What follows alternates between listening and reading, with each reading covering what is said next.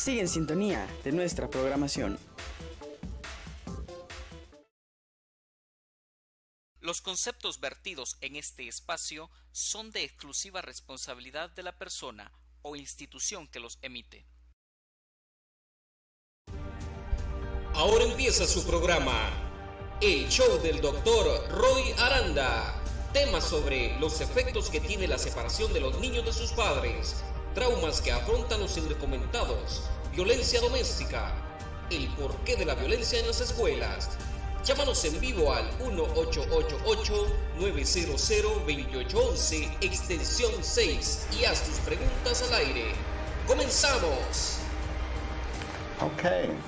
Good evening, my dear Tribuna TV viewers. Buenas noches, queridos televidentes del programa Tribuna TV. Here we are, September 19. We have a very interesting show today. I do hope that you all had a wonderful and safe Labor Day. Espero que todos disfrutaron del día laboral, que estaban sanos y salvos todos.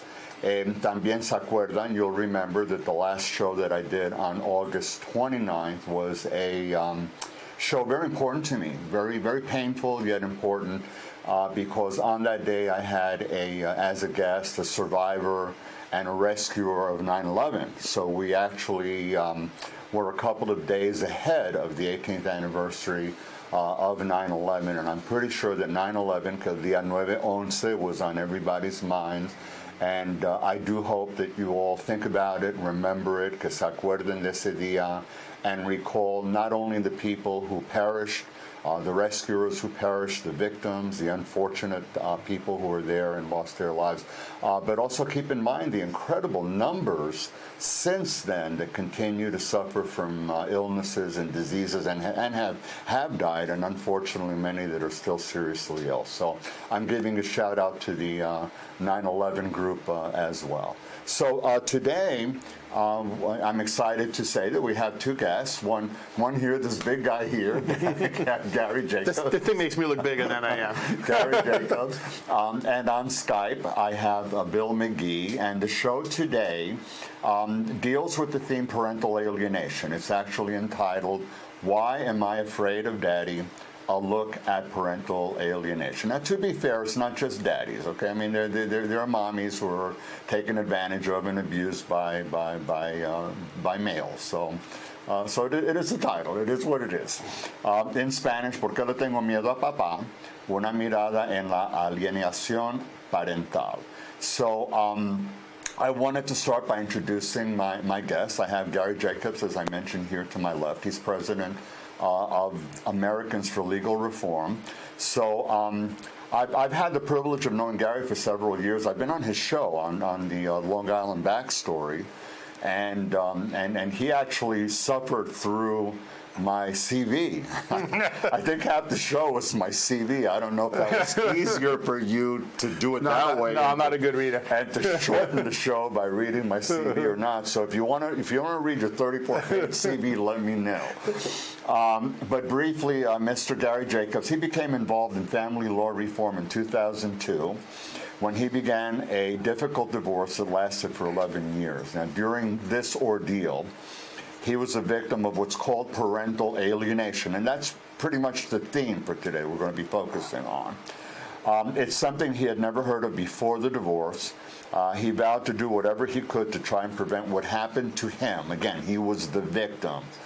He was on the short end of the stick of parental alienation.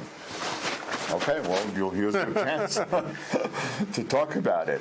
So he was very interested and motivated to prevent what happened to him from happening to others. He's become a prominent leader in the fight against parental alienation and a fierce advocate for parental rights, focusing on changing the laws to the presumption of shared parenting. So really, for both parents to equally be involved in raising and parenting the child. As I mentioned before, he's president of Americans for Legal Reform and host of Long Island Backstory. The other guest, puede poner la imagen de Bill? So the other guest who's here via Skype, I think you're in Connecticut, yes, Bill? Yes, Okay. Milford, Connecticut. So William J. McGee, who you see, who's kind enough to join us from Connecticut, looks great. It almost looks like you're here. He's a novelist, author, and investigative journalist. His novel, Half the Child, and I do have a question for you about that right afterwards, chronicles a custody and abduction drama from the perspective of a devoted and loving father. The novel was a finalist in both the James Jones First Novel Competition and the William Faulkner Creative Writing Competition. Mr. McGee, I'm going to call you Bill. It's William, yes, but I'm going to call you Bill. He received an MFA in fiction from Columbia University and has taught undergraduate and graduate creative writing. He also is a consumer advocate for airline passengers, the former editor of Consumer Reports Travel Letter, and the author of Attention All Passengers, a nonfiction expose of the airline industry. He lives in Connecticut and has one son. So I know that certainly the novel that you wrote, Half the Child, which is fiction, and it also deals with a contentious relationship marked by an abduction and separation and making it difficult for the father to have contact with the child. And I think it spans something like 4 years, 4 seasons. But I wanted to ask you, why it's half the child? Why it's not sort of like a quarter of the child or less than half the child? Because obviously the alienated parent is not half the parent. I mean, is not half of the equation. So I sort of was wondering about that, and maybe you'll be able to let us know how you came up to that title. I'll be happy to talk about that. Yeah. So, Gary, I just wanted to offer you an opportunity to say if I missed out anything. Was there anything else that you wanted to add? Yeah, well, at the when you were talking about, and you were saying I was a victim in the past tense, but I guess maybe similar to an alcoholic, where they say when you recover, you're always an alcoholic. And I think as an alienated parent, I'll always be an alienated parent. I still have no contact with my children. But even if they were to come around, I'm still a victim of the alienation because I've lost, at this point, 8 years with my children. And that's time I can never get back. So once you're alienated, this sticks with you for your whole life. The effects of it. We tend to focus on the child. The child is a pawn. The child in some ways being manipulated. And of course, what you're talking about is the suffering, the emotional suffering, the anxiety, the depression, on top of, I'm sure, the financial setbacks that this said. And if you're telling me you're not even having access to the kids, and it's been 8 years, obviously that has to be a horrible nightmare. Right. Well, yeah, and that's something you and I have spoken about. That when you're in court, one of the problems they always say it's always about the children. They say it's the best interest of the children, which is nonsense. It's the best interest of the pocketbook, really, but they're always telling you, we don't care about you. I care about your kids. But I try to tell people, listen, you're entitled to happiness too. Imagine in a real life somebody tells you, if you told one of your patients, I don't care about you. Of course, you always tell people that you care about them. So I think when you're in court, you're not allowed to have fun, you're not allowed to go out, you're not allowed to date, and the judge is constantly telling you, we don't care about you, we only care about your children. Well, this is a very traumatic thing to lose your children. And when you lose your kids due to alienation, and the courts are telling you, it's not about you. Stop talking about you all the time. It really takes its toll psychologically on victims, as we've spoke about PTSD. So now that I just got you totally off track. Bill, anything that you wanted to add that I left out? Yes, thank you. First of all, thank you, Roy, for having me on. I really appreciate it. I'm nodding with a lot of what Gary is saying. In my novel, Half the Child, the narrator, Michael Mullen, he's a young guy in his 30s. He has a son who's 2, and during the course of 4 consecutive summers, when Ben is 2, 3, 4, and 5, things just keep getting worse. A separation leads to a divorce leads to a custody battle, and eventually it culminates in an abduction where Michael doesn't even know what country Ben is in. And, something that Gary said struck me. I write about aviation. That's sort of my day job, and I'm always writing about airlines, so I'm immersed in that world. And I think we've all heard the announcement on board, take care of your own oxygen mask before you take care of your child, And so, while of course we want to put the children first, the idea that an unhappy parent or a parent who can't function can be a good parent is absurd, And during the course of this novel, Michael, every aspect of his life is affected negatively by this. His finances, eventually he gets to the point where he's virtually homeless. He lives on his brother's sofa because the legal bills are, in the hundreds of thousands of dollars. His career I gave him a nice, quiet, non-stressful job. He's an air traffic controller at LaGuardia Airport, right? So his career suffers, his physical health suffers, his mental health suffers. Forget a love life. I mean, just his friendships, his relationships. And, Gary raises a great point, which is, through all this, you're told, well, the focus isn't on you, it's on being a good parent. It's hard to be a good parent when you have financial woes and emotional woes and career woes and all of these things, So I'm just seconding, that notion. Okay. So, Oscar, can you put up slide 1? We're talking about parental alienation as if all the viewers are aware of what it means, and I did want to at least give some sense of what the term means, a little bit of an explanation. As I've done on shows before, we'll focus as well on the frequency, how prevalent is it, what are some of the symptoms of it, what are the consequences of it, and as we end the show, we'll talk about possible suggestions. So here you see the title, Why I'm Afraid of Daddy, a look at parental alienation. Again, I'm the host, and my guests are prominently up there, Gary Jacobs and William McGee. And I start at the top. This is a quotation that I took from the April 25th Parental Alienation Awareness Day website. Parental alienation hurts. With awareness comes education and the power to stop the abuse of the innocent children. One of the essential roles of the custodial parent is to demonstrate the capacity to encourage a meaningful relationship between a child and the non-custodial parent. It is well understood that a custodial parent who acts in the exact opposite way, who actively discourages such a relationship and continuously discourages the non-custodial parent, may be deemed by the court to be unfit to be a custodial parent.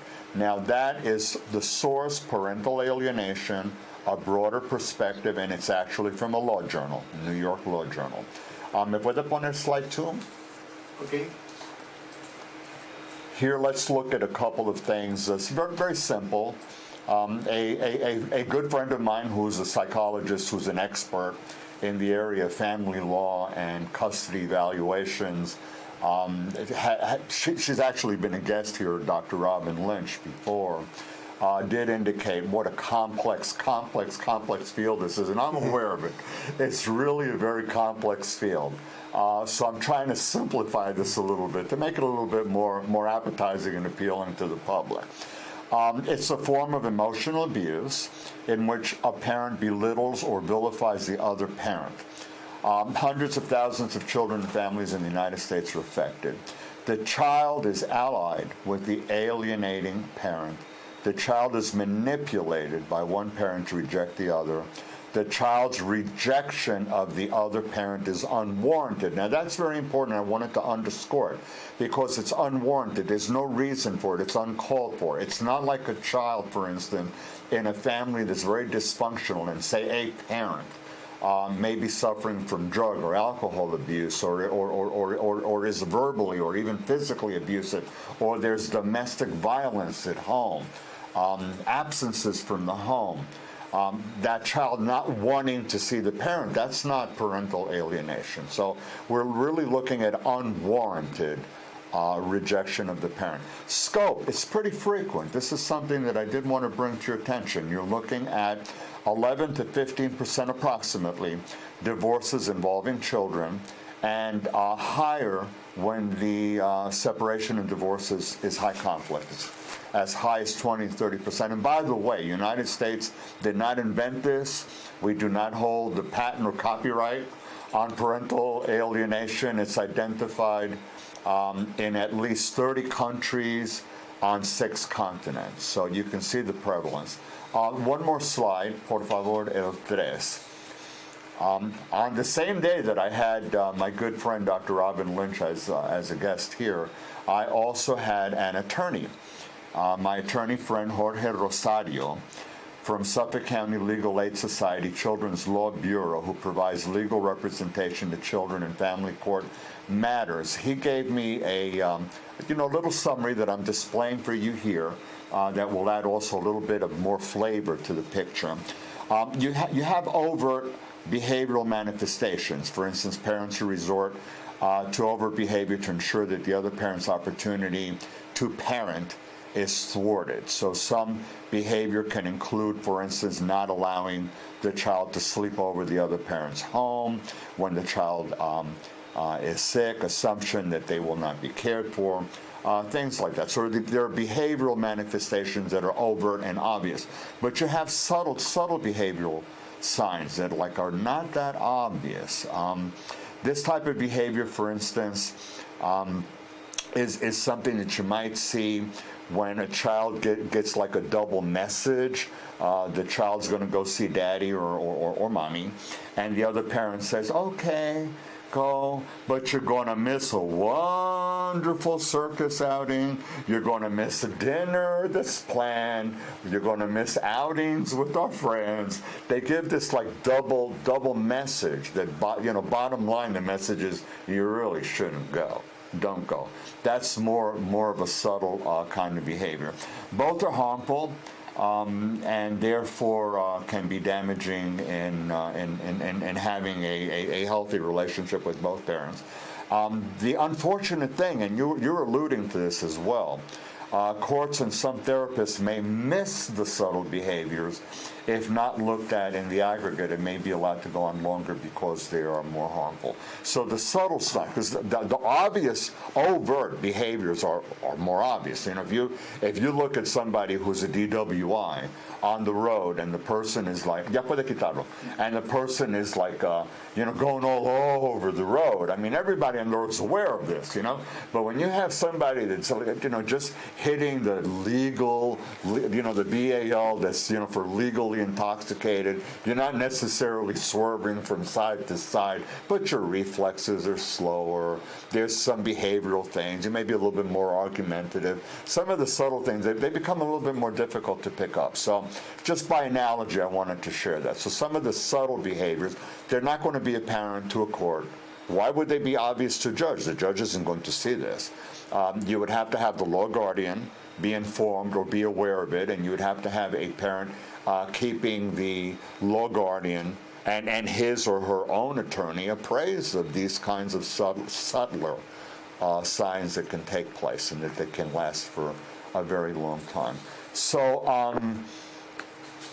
what are one more slide, some of the indications. Give me slide 4, por favor. I want to get into indications, and then I want Gary and Bill, I want you to tell us your stories, tell the viewers your stories. This is like some manifestations. I took this from many sources. There are textbooks, articles, professional journals. There's a huge amount of material that's written about parental alienation. I do not pretend that this is an all-encompassing, complete, total list of indicators or behavioral signs or manifestation. It's a summary that I think is a reasonable summary to give you an idea of the scope of the behavioral indicia. What are some of the things that you can see that tell you, something's wrong here? Interference with contact. No, you can't use the phone now. No, don't text now. No, you're not going to see your daddy or your mommy now. Abusive language, threats. If you do this, you're not going to get. I'm going to take away your PlayStation. You won't go out. Abusive, getting angry, getting more hostile.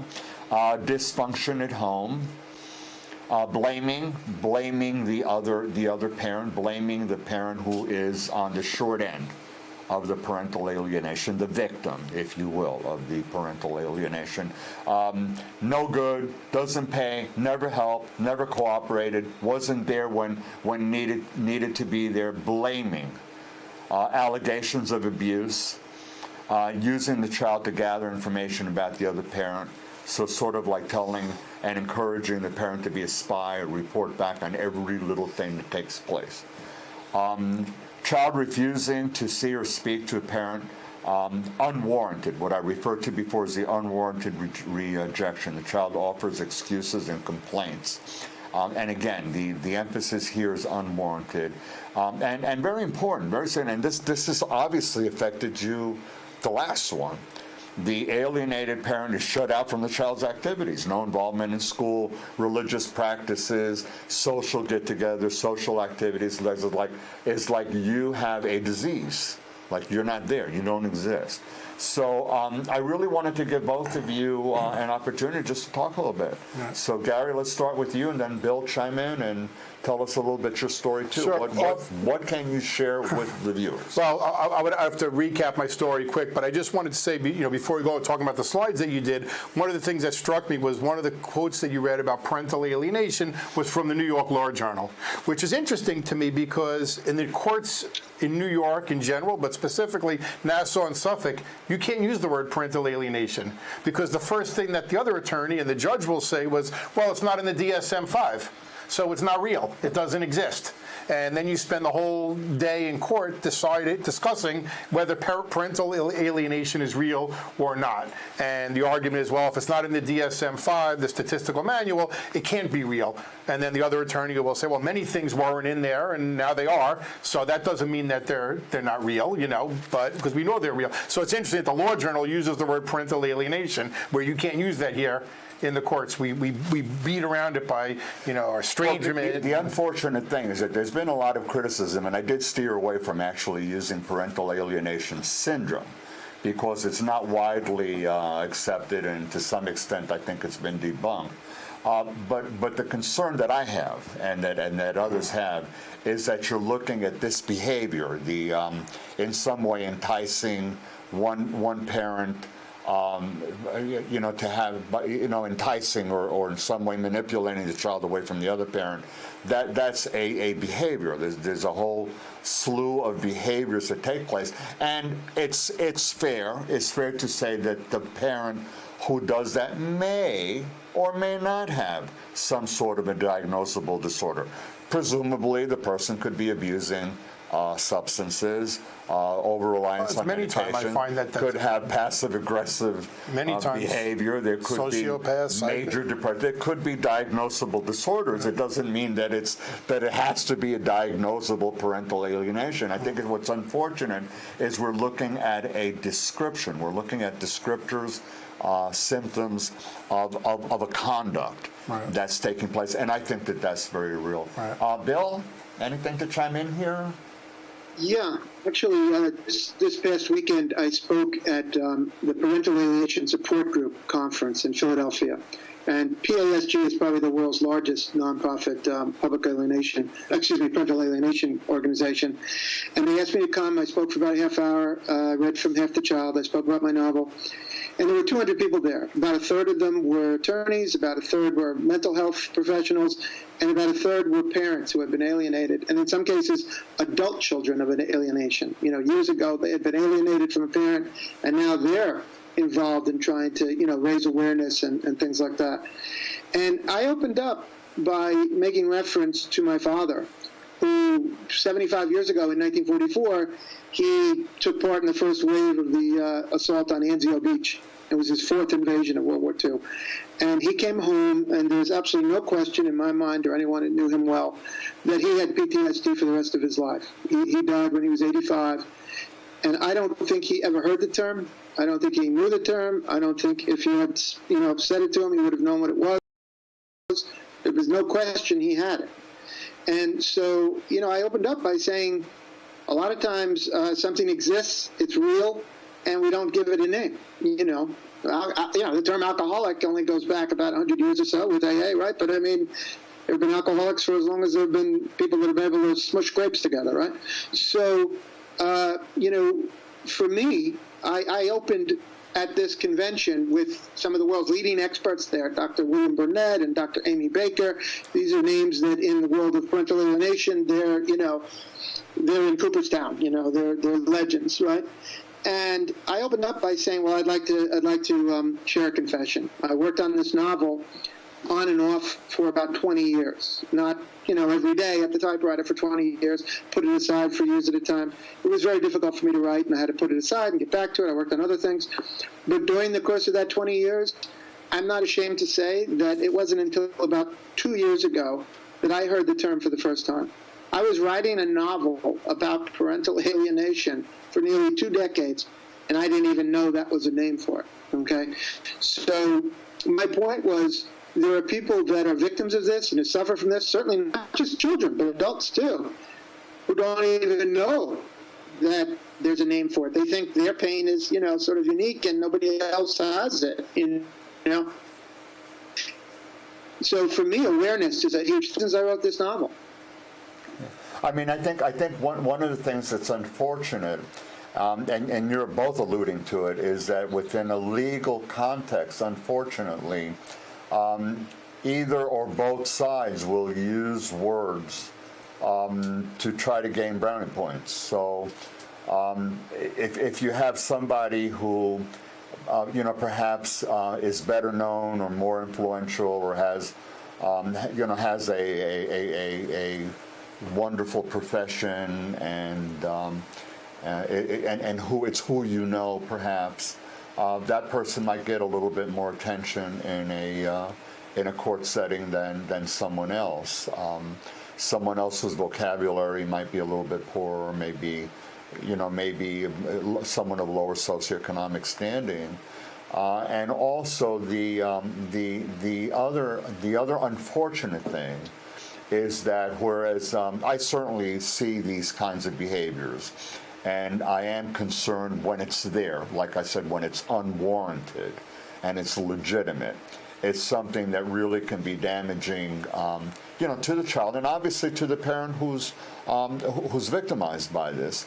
But unfortunately, you can also have situations where you see false positives, where you see a parent knowing this may blurt out and say, hey, I'm being abused, or my ex-spouse is not allowing me to have contact with the child, and actually blows a whistle and says, I'm the victim of parental alienation, and may actually be using that as a defense or as a ploy when it's unfortunate. So I think I did want to mention that out, and I wanted to thank Dr. Robin Lynch for pointing that out to me. So really what it means, obviously what it means is that in a legal arena, you've got to have a well-informed attorney. You have to have a well-informed expert, whether it's a psychologist or another kind of mental health expert,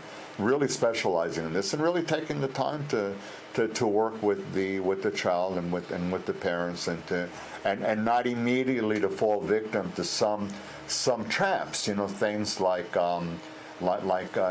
immediately you see something confirmatory bias, like my first impression. Oh, I didn't like the way you were dressed when I first saw you. I thought you were going to come in a nice, really dressed suit, and like you were a little bit dressed down. So I have an opinion about you already, and in my mind, I'm sort of formulating that opinion, and then I'm looking for things that will validate that opinion, and that's confirming my bias. And when you're an expert and you're falling victim to this, obviously it's not uncommon. It's actually we call it the aligned therapist, and that's actually very common because the alienator, who's very successful, if you could call it that, many times has these problems that you alluded to earlier, drug problems, alcoholism, and mental issues. A lot of times I see that they're a sociopath, because it takes a certain kind of person to use your children as a weapon. So a lot of these people do have mental illness, and they're good. I mean, you're a trained doctor, so you see it. Somebody like me, my ex-wife was a sociopath. I was married to her for years without knowing it. I knew there was something not quite right, but she was a fun person. She was intelligent, probably smarter than me. And she was very good at pretending to be caring, pretending to be normal. And like I said, she fooled me for years. I had children with her. But then they can also fool the expert. They can fool the court. She fooled many therapists. They can fool the judge. She's fooled the judge, and she plays a lot of these people play the victim very well. And one of the things that you pointed out a few times is unwarranted. That's got to be unwarranted. But I asked many times, what would be warranted? And in fact, when it's warranted many times, those children want to see their parents. I'm told that when children are abused and they go into foster care and they're spoken to by their psychologist, they say one of the things that they always want to do is see that parent again. Because they think that they did something wrong. So they're feeling guilty. So it doesn't even make sense that you would say, what did this person do? Unless it's something so horrific. But I always say, does the punishment fit the crime? None of us are perfect. We all make mistakes, and many times the alienator will say, well, of course they don't want to see them. My ex-husband came home drunk one night and embarrassed the kids. Is that a reason to be cut out of their lives forever? No, it's something, Dad made a mistake, I shouldn't have done this, I apologize. And we all make, especially going through a divorce. We're losing our marriage, our finances, and we make mistakes. None of us are perfect. And what happens is the person who's alienating will use that little thing and blow it out of proportion to say, well, of course the kids don't want to see them. They once heard him raise his voice. But if you were married and you raise your voice, it would be a learning experience. You would learn that, hey, mom yelled at dad, dad yelled at mom, but they made up, and the next day they were in love again and moved on. And in a divorce, you don't get that. So unwarranted, I just see it's, of course it's warranted in an abuse situation, but even then you don't see a kid. It's just not normal for a child to cut off another parent. It's just not normal. Even bad parents you've seen many times alcoholic parents, right? They're shit parents. The kids still love their parents, right? They may be embarrassed to see them come to their school or be upset by their drinking, but they still in their heart, they love the parent and they yearn for a relationship. That's normal. And when you take that out, it just causes so much damage to the child, and I don't think they ever recover from it. I think we see a trend, and I think Bill talked something about that he met other adult parents.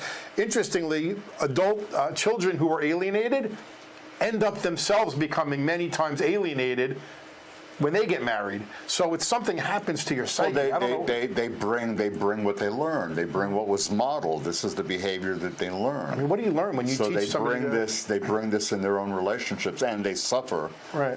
Their relationships suffer. And I think I just want to add one more thing before we talk about removing the other parent from the child's lives, and somebody looking at this could say, well, you know what?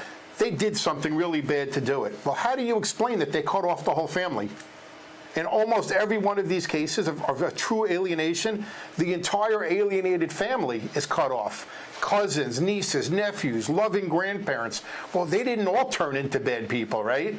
So that, to me, once I would hear that, I would say, wait a minute, you had a loving relationship with everybody. Now you don't talk to that side of the family. Need you hear more to know that something's not right? Certainly the alienated person didn't do it. So it's to me, it's actually very clear. The courts just don't want to see it. In fact, in my opinion, and maybe it's controversial, but I think they encourage it, especially here on Long Island. I believe the judges encourage it by letting it happen because it keeps everybody in the system. The lawyers don't care. Hey, we'll let everybody fight and we'll keep getting $400 and $500 an hour. If everybody would get along and say, you know what, let's share custody, the case would be over. Nobody would be driving their fancy Lexus. Nothing wrong with Lexus. But they wouldn't be driving their fancy Lexuses, right, if they settled these cases. So the courts let it go on. And, these subtle things, they're as subtle as Dad's on the phone. Just the inflection of the voice, right? Instead of normally you'd say, hey, Dad's on the phone. Why don't you say hi to Dad? Dad's on the phone. Hurry up. I have a call coming in. Dad's on the phone again. You have to go to Dad's again this week. And, in my case, it was, you have to go to your father's because otherwise I'm going to go to jail. The courts are making you go. And, of course, the messages don't go. Don't do it. Right. Of course, but you don't have to be. And then what happens is, then they go to the law guardian and they say, well, did Mom tell you not to go to Dad's? Well, technically, no, right? She said you have to go. Well, she said you have to go. In my case, you have to go because the judge is making you go. So I have to make you go or I'm going to get in trouble. So then when they talk to the law guardian, did mom make you? Mom always tells us to go. Well, she does, but she says she doesn't really want me to go. But that's unsaid, right? But that's just as strong as spoken words, as the unspoken words. Very effective. Bill, I wanted to ask you, in the presentations that you make and in conversations that you have with people, are you picking up a lot of misperceptions, erroneous beliefs about what parental alienation isn't? How easy is it to correct some of the false perceptions? It's very hard. It's very hard. There's no question. I mean, it's not just the professionals. I mean, we know that lawyers and judges and psychologists fight about this. You know, Gary made reference to the DSM and all of that. I mean, it's one thing for the professionals to squabble about it. But I think even just everyday people, very often when you are an alienated parent, you are perceived to be that you did something wrong.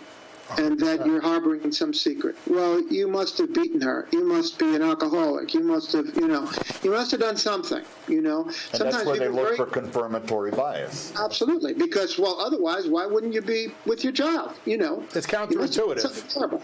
I'm sorry? Yeah. Yeah, it's counterintuitive. So for the average person, I wouldn't understand it. I would say, what, a kid wouldn't just stop talking to you. You must, he seems like a nice guy, but maybe in private, he's not so nice. You're guilty by assumption, and then that myth perpetuates itself. It's, I heard one of the professionals over the weekend at this conference for PASG, they said it's a invisible form of abuse at times, both for the child and for the alienated parent. And, we spoke about it affecting both genders. There was a woman who spoke to me over the weekend. She came up to talk about my book. And she said, and it's pretty striking when you think about what she said. She said, there are times where I wish I had a black eye or broken ribs or a broken arm, because then it would be so easy. She said, this guy that, this ex-husband is so manipulative and affects her work, calls her boss, affects her finances, everything, the health of the kids. And she said, then it's easy. If you have a black eye, you call 911. The cops come, reports are filled out. It goes from there through the system, and, things are taken care of. But when, it's very hard. What are you going to do? Call the police and say, what you were just talking about? Well, I was alienated today. Let's fill out a form. It's, in many ways it can be even more harmful than the other types of abuse, because some of it lasts a lifetime for some people. And so, there's someone in my life who I'm very close to, and she opened my eyes, because for a long time I thought this was something that really only happened to men. And we sat down, and the first time we had dinner, okay, I'm a man, she's a woman, I'm a father, she's a mother. I was a non-custodial parent, she's a custodial parent, and yet we know all of the same symptoms, when we talk about this. And so I can't tell you statistics, but, it affects all kinds of people, different, economic status, it affects rich people, it affects poor people. The bottom line is, for me, the breakthrough came when I realized this is an industry. It's a business. It's a filthy, rotten business when, court systems are set up, and lawyers and judges and everyone else, they're here to just, make money off of the pain of children and the pain of good, loving parents. And it is they talked about it over the weekend. It's not in the billions, it's in the trillions with a T, I mean, that's a sick way to make a living when you really stop and think about it. I'm not saying we don't need professionals to help people. Of course we do. We need lawyers, we need judges, we need mental health professionals. But it becomes an industry. And, you have no idea going into this, most people, if you're not a lawyer, if you're not a judge, if you're not a psychologist, you have no idea that this is going to take over your life. You have no idea what it's going to do to your career, to your finances. Most people, I think, go into a divorce thinking, well, a couple of months, we'll get it wrapped up, we'll sign the paperwork. No, maybe 4 years, maybe 5 years, maybe 10 years, maybe 11 years, like Gary, and the money, it's not about the money, but the money becomes a factor, because suddenly, you're missing a lot of the time at work, because you're in court. And, you start paying support, and suddenly you don't have as much money to maintain a second home for the child on the weekends. It needs to be reformed from the bottom up and from the top down. It's just no question. This is an industry that needs to be looked at, and we need to, like anything else, I'm a journalist, so I always say follow the money. We all do. Follow the money on this and say, well, who's making money off of this? That's what the problem is. Yeah, I say on Long Island, we go to a lot of strip centers, They're not so busy anymore, right? People are shopping on Amazon, and the malls aren't as crowded as they used to be, and businesses aren't doing well, right? But you go to the Suffolk County Courthouse at Carlton Avenue, and the parking lot is filled up every day of the week, and you can tell who the lawyers are and the professionals are by their cars, and then these other victims are walking in by the hundreds every day. It is absolutely a business, and it could be changed with the presumption of shared parenting. Take the fight out. But the problem is then there's no child support, and that's another whole industry that I'm sure Bill is aware with this Title IV demoney. But people don't realize, number one, there's an incentive to collect child support and make one parent pay. And as we were saying, it happens way more to men than women. But that's because men usually make more money than women. Whether we believe it or not, it happens. So they go for the moneyed spouse. Now that women are making money, they get a woman who goes in and makes six figures, and the husband's making $40,000 a year. Guess what? That woman's going to lose custody of her children and possibly be a victim of parental alienation too.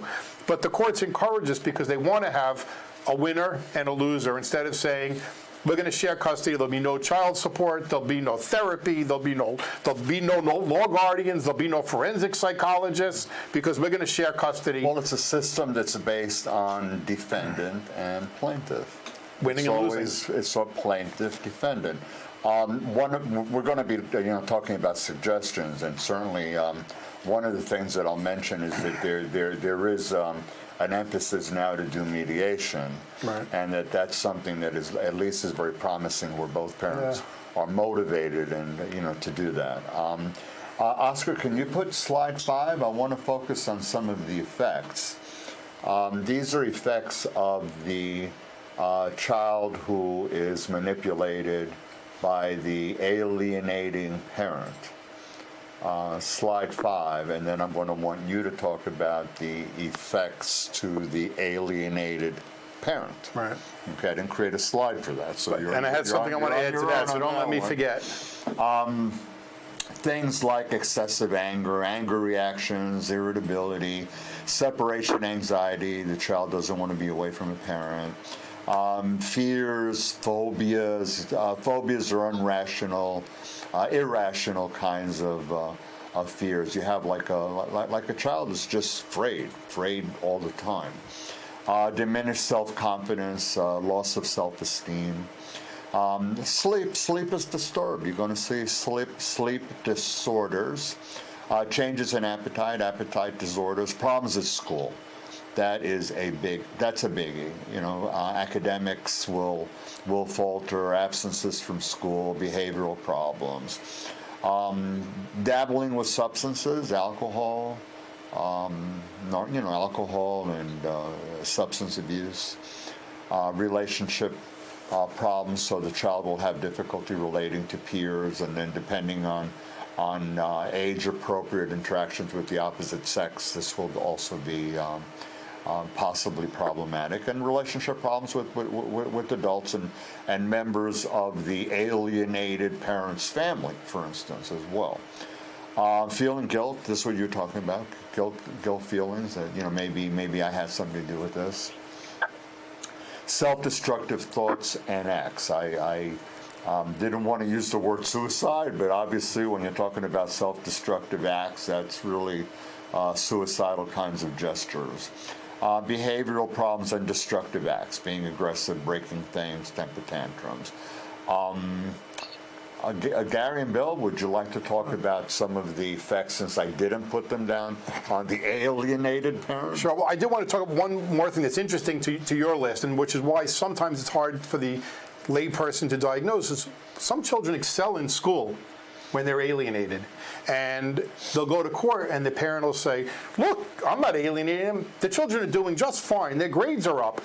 Sometimes they go up, they excel, because I believe that that's something they have control over, is their schoolwork, and it's an escape for them. And sometimes these children do well in school. So I would hate to say that doing well in school is a predictor on its own of a child being well adjusted.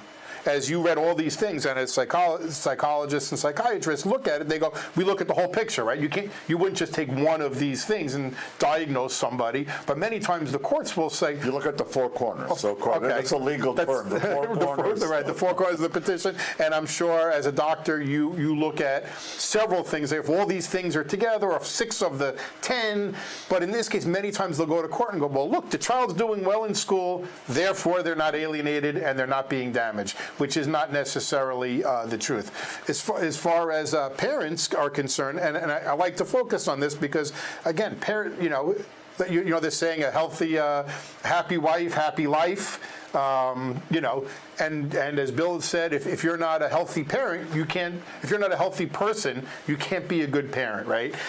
But we're not healthy when you're going through this. I personally suffered PTSD. What is PTSD? So I didn't know. I know that, Bill, you mentioned PTSD also in a combat kind of a setting. You're talking about PTSD in a different combat. Well, actually, I didn't know it, but going through this whole thing, I went to a psychiatrist and I said, look, I can't sleep at night. I'm having nightmares of all different types, but basically I've come to find out they were all about me losing control. I couldn't sleep. I put on weight. I know it's hard to believe looking at me here, but all these things. So she said, go see this doctor. I go to him. I wish. And he says to me, and he said, Gary, you have PTSD. And I said, well, to me, that's from somebody who was in, a war and saw death. And he said, you're suffering, extreme stress. You've been in court for 11 years. It's PTSD. And then we work through it with all the things of post-traumatic stress. But for me, once it gave it a name, it actually made me feel better. I don't know if this is common for people. But once I sort of had a name for it, I guess, that I wasn't crazy. This was normal, whatever normal is, and then we could work towards getting better. And I personally decided, made a conscious effort to not let my ex-wife and the courts destroy my life, and I turned it into post-traumatic growth. And I said, I'm going to focus on making things better, because feeling sorry for myself wasn't doing any good. My career was suffering. It was hard for me to have relationships, and I was depressed. I had to lift myself out. Post-traumatic growth for the viewers is when you've suffered some sort of a traumatic experience and you learn from it, and you're able to develop and use it as a point of strength. And along with that, you develop what's known as resilience, so that down the road, another traumatic kind of experience would sort of bounce off your back a little bit more easily. It's interesting you say resilience. I didn't know there was a technical term, but I always say it puts things in perspective. Somebody says, I had a bad day at work. My boss was a jerk. And I say to myself, listen, I lost my kids. I grieved my kids. So I lost my mother. You had emotional changes. You had sleep disorder, Absolutely. Appetite disturbance, and it affected, I guess, your social and your self-esteem was affected. Right. Bill, anything to add to this list of effects to the alienated I'm nodding parent? like crazy here because I can relate to so much of this, and so much of it. I'm going to be shameless and hold up my book, Half the Child. Yeah, it's available on Amazon, printed Kindle, soon in audio form. But there's a scene in there. I think anyone that's been through trauma has had this happen to them. There's a scene in there where Michael, the narrator, late in the book, his life is just in shambles in every way. And someone says to him, well, anything that doesn't kill you makes you stronger, and it makes you smarter. And he just says, well, I wish I was dumber and weaker because I'd be a lot happier. Nobody goes looking for this. Nobody says, well, I want a good course in how to be, more emotionally stronger, So I think I'll be in misery for years at a time. We talked about the fact that it doesn't just affect children and parents. It affects family. That's what this novel, a lot of it has to do with. Half the Child, it's grandparents, it's aunts, uncles, cousins. For some families, it may be, step siblings that don't get to see them, or, new parents or whatever, step parents. It's really, really pervasive. And, we can't begin to, you asked about solutions, Roy. I don't think we can sit down and start talking about how to fix this using the same tools. In other words, like you mentioned, mediation. Well, mediation can be a great thing, and it saves a lot of people trouble and money and time, and you sit down and you say, okay, well, we'll do this, this, and this, and okay, divide it up, and you're good to go. I can't stress this enough. You cannot mediate with someone who is mentally ill. You cannot mediate with someone who is a textbook narcissist, right? So this is the scenario. Two fairly normal parents will sit down after a divorce and say, okay, you take the child this Thanksgiving, I'll take the child next Thanksgiving. We'll do even years, you do odd years. Maybe you say, no, I want the odd years, I want the... Okay, fine, but you're reasonable and you figure it out. Sit down at mediation with a person who says, well, I want the child every Thanksgiving. How do you mediate that? It's just, you can't even start the process, right? So, in my view, there has to be some sort of safeguards in the system through the lawyers, through the mental health professionals to say, well, wait a minute. This isn't a he said, she said. This isn't a, both sides are equally wrong. Look, divorces are boring when you're outside them, right? Nobody wants to hear all the details. Okay, you're divorcing, fine, good luck, But when this isn't about a house or a car or a boat, this is about children and about people's lives. And if you didn't have children, then you know what? You divvy it up. Maybe you do well, maybe you don't do well, and you take the money and you walk away. When children are involved, then you're tied together for life. And you see this time and again. You cannot sit down and reason with people that won't be reasoned with. So someone else has to come in and say, well, you know what? This isn't a he said, she said. This person over here, they're the problem. Neither one of them are saints. Nobody's, all 100% right and, 0% wrong. But there has to be some sort of an identifier to say, you know what, the system is not going to work. How many an alienator go into court and the judge says, okay, go in the room across the hall and hammer this out and come back in an hour. Well, try and do that with somebody who says, no, I want every Thanksgiving, every Christmas, every Hanukkah, every birthday, every Halloween, and I want you to have nothing. Now go back a half hour later and tell the judge, yeah, it's all worked out, thanks. With the backdrop of the court, of the person saying, well, I know if I don't agree here and I go to court and I win, I'm going to get 26% of your income, I'm going to get half of this, and you're going to get Wednesday dinners and every other weekend. So how do you settle when they go, I'm entitled? They always use the word, because the courts make you believe you're entitled. I'm entitled to this. Well, it's very hard to negotiate fairly when somebody knows, for example, the woman who says, I was the primary caregiver. You can't settle because she knows that if I don't get the deal that I want, I'm just going to go to court and I'm going to get custody and you're going to see the kids for 3 days a month. And I'm going to get all this child support. So with the backdrop of the way the courts are, mediation is tough. But as Bill said, if you have two parents who are normal and love their children, they'll mediate, but they're not the problem.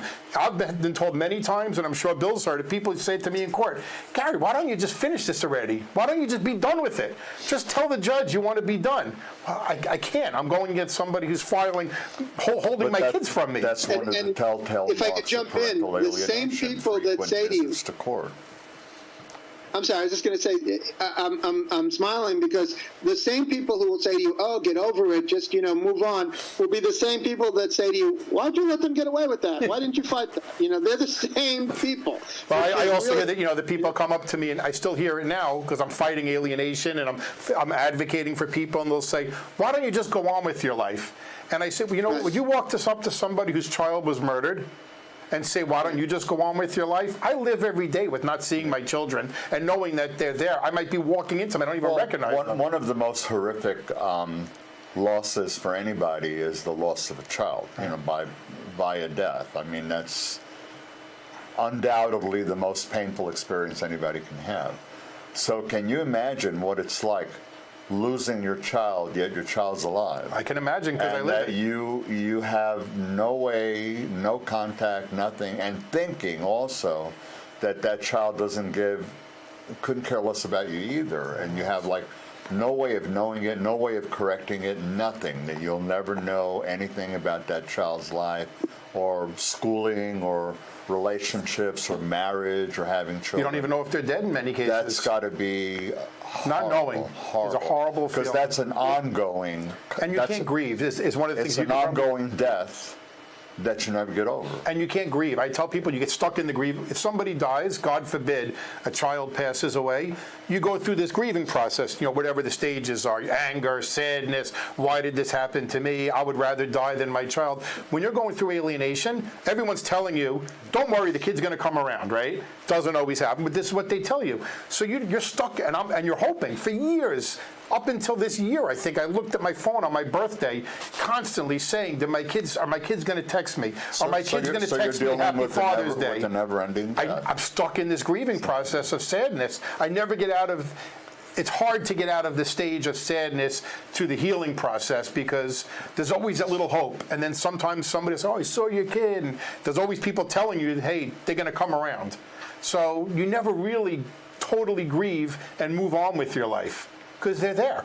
Oscar, can you put on slide 7 so we can focus on some solutions before the show comes to an end? Okay. So I put here for the viewers also some possible solutions. Keep in mind, of course, that this list is not necessarily, encompassing of everything that's possibly out there. But if a court finds that a parent who is alienating is in contempt, that court can impose sanctions. There could be custody modifications. There is something known as reunification therapy, where the child is part of the process is to be placed with the parent who's been alienated and try to in some way resolve or improve that kind of relationship. I very much encourage my patients in my practice, and I don't mean necessarily custody, but in general in my practice, I encourage my patients to keep a journal. So keeping a journal, writing down things like the dates and time and specific details of what happened, provides some form of documentation that could be helpful to the court. A parent could submit a written request to see the child to the court and give a copy to the law journal, to the law guardian, and to obviously the attorneys. Seek counseling with a qualified mental health therapist, and I did make a notation, ¿puedo ponerlo?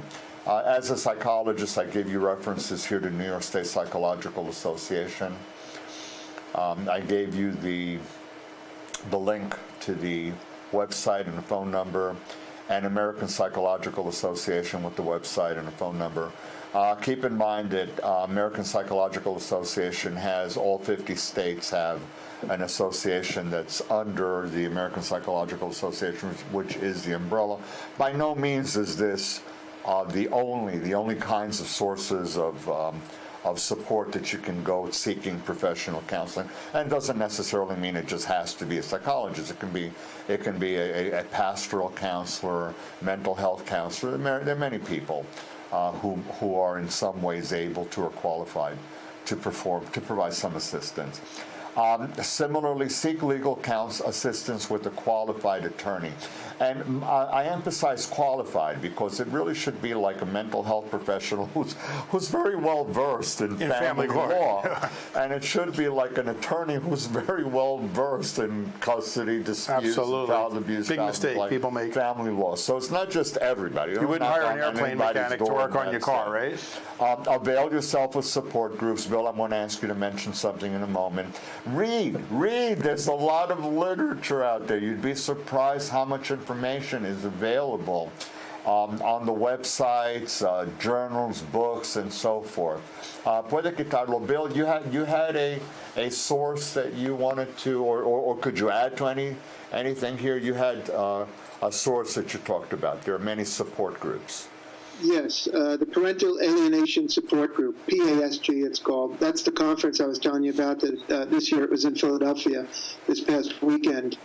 And I have to tell you, I mean, it was just everybody that was there was affected by it. There were about 200 people. It was so transformative. We all sort of learned from each other, I got up to speak from read from my novel, and then for hours afterwards I was talking to people who came up, everybody sharing their stories. And I think, there's another aspect to this. We've been talking about, comparing it to other situations, with comparing it to war, or comparing it to death, or comparing it to alcoholism or violence. The thing about parental alienation is I think many times you feel you're the only person going through it. You don't really see that with other things. If there's a car accident or some other tragedy, you say, well, other people have been through this. But I think it's sort of unique to parental alienation in that a lot of people think nobody's ever been through this. There's a soliloquy that Michael, the narrator in Half the Child, does. He's sent falsely to go to anger management. He's not an angry guy. But he gets kicked out of anger management because he isn't angry enough, basically. Okay? So it's sort of a comic scene, but not really. He basically tells a man who's going to be living under the same roof with his son in a very nice way, not in a threatening way. If you can say this nicely, if you ever hurt my son, I'll kill you. And he meant it. Don't ever lay a finger on my son. Well, that got back to the courts, and they sent him for anger management. So he gets kicked out of anger management because he's not angry enough. He doesn't fit in there with people that have, punched cops and things like that.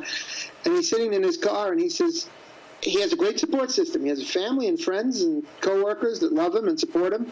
But he says, I've never felt so alone. He's just sitting there with his head on his steering wheel. And he says, he coins a term. He says, I feel like I'm a demographic of one. That I'm the only person in this group. Other people understand enough to offer help and assistance and financial aid and everything else, but nobody quite knows it. And so I have to say, PASG, Parental Alienation Support Group, you can find them online. They have a website. You have that reference? Did Bill give it to you? You have his book and the website? Yeah. Can you put that up for the viewers? And then I want the viewers also to see Gary's Yeah, and on my website as well, which is just halfthechild.com. There are references to PASG and to my speech there, and you can find links.